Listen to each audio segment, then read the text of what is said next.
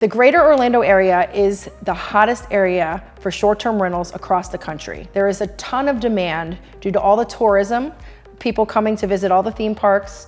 Also, there's a lot of indoor and outdoor activities. There's lots of suburbs that are popping up and lots of fun things to do, such as farmers markets, festivals, and it's drawing in the crowds from all over the country and all across the world. Due to that, there's a lot of opportunities for short-term rental investors. There's a lot of demand, but there also is a lot of supply. So there's a few things that I want to tell you today that will actually help you to have the most successful Airbnb possible. The first thing that I want to say is that you should definitely look into certain communities and make sure that they allow short-term rentals.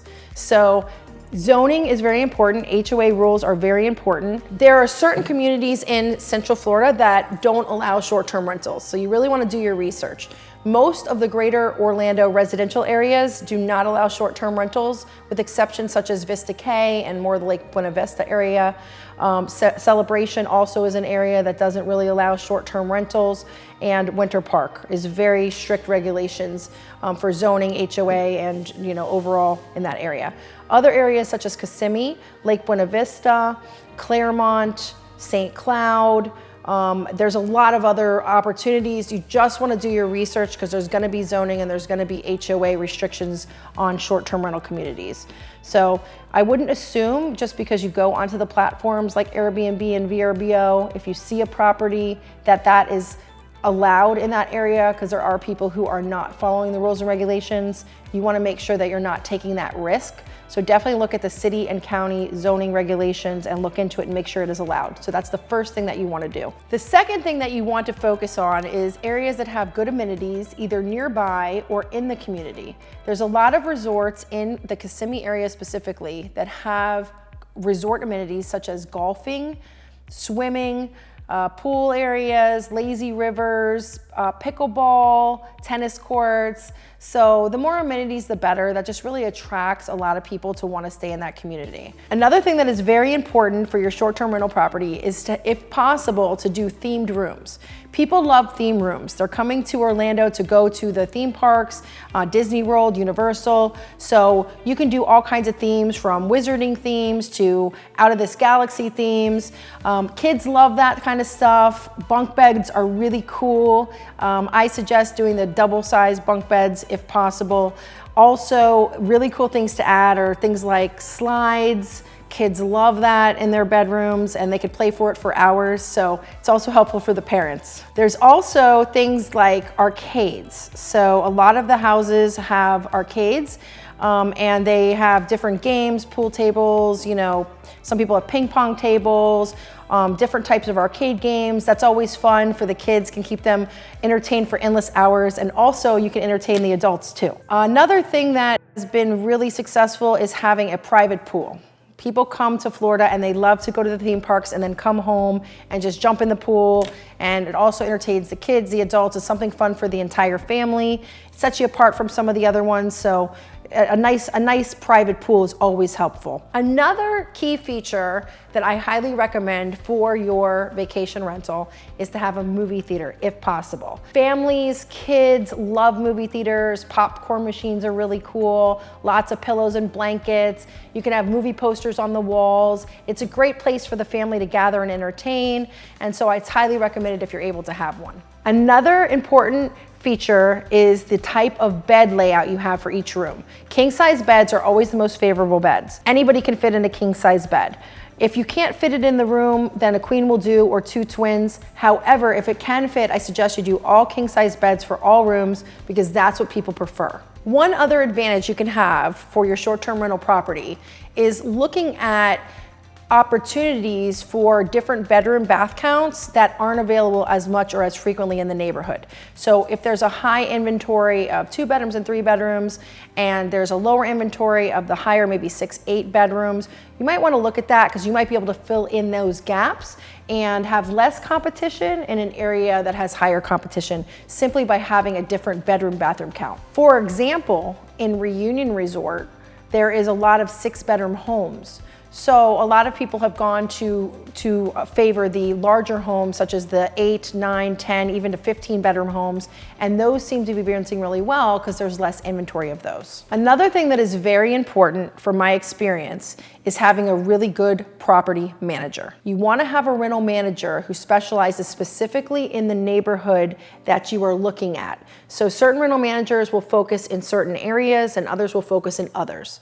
What I have found is that you want a rental manager who has multiple marketing platforms. So you don't want to just be on one site, preferably Airbnb, VRBO, also cross-syndicated sites, also booking.com. As many sites as you possibly can be on will give you your best chance for the most exposure. And also their own private marketing platforms are very helpful as well.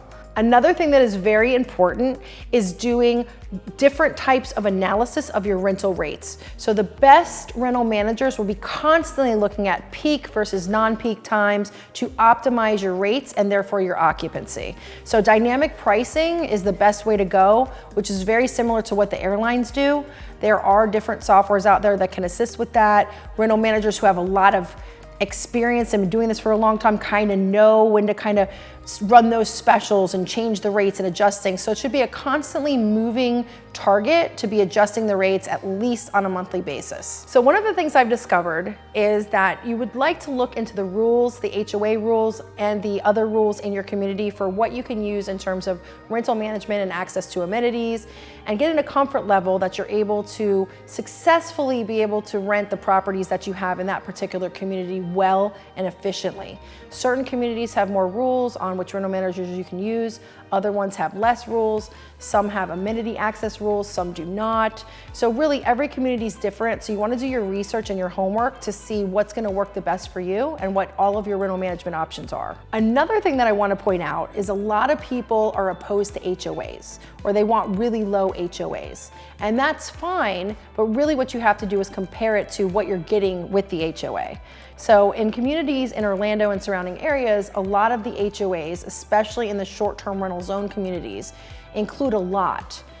They could include your cable, your internet, your landscaping, your irrigation for your landscaping, pest control. A lot of the HOAs cover trash pickup, your security, your common areas. So instead of just being against HOAs, why don't you see what's included in the HOA? Because a lot of HOAs are actually worth the money that they're spent in these neighborhoods. There are different types of investors out there. It's not a one size fits all for everybody.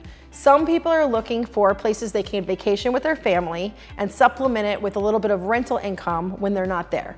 Other people are straight investors. So there's different products that will fit people differently.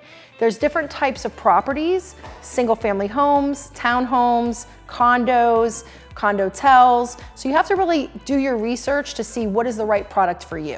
One other thing you want to consider is the age of the property. Newer properties are going to have the least amount of maintenance.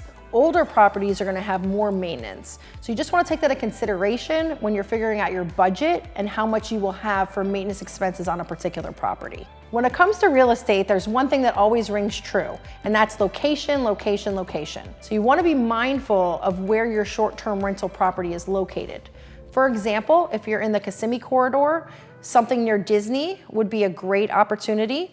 Other areas in Orange County, you have a convention center that's there, event centers, things like that. Properties that have close proximities to downtown areas are also really good. Champions Gate, for example, is a little bit farther away from Disney, but it has a lot of amenities on site, so it has a good draw for renters there as well, even though it's a little bit farther away from the Disney properties. So you really just want to do your research and understand the neighborhoods, look at the market data, look at what's renting in the area. You know, all of those things are going to help determine if you've picked a good location for your vacation rental. In addition, you want to know the rules of the community. There's communities that you can do anything you want, such as live in, use as a second home, short-term rental, or long-term rental. There's other communities that restrict that, where you can only stay there about 180 days a year. There's other communities that don't allow long-term rentals or for people to live there. So it's nice to have less rules on that and more flexibility. From an investment perspective, then you can always pivot. If the short-term rental market becomes a little soft, you can pivot and do a long-term rental if you have that flexibility. It's not a one size fits all again for everybody. However, I think it's important to understand what those rules are so you know what your options are for your investment. If you're just stopping by, I am Suzanne DeCobo, top 1% of agents in all of Central Florida, specializing in primary homes, vacation rentals, and investment properties in Central Florida. Please subscribe to our channel and follow us for more information.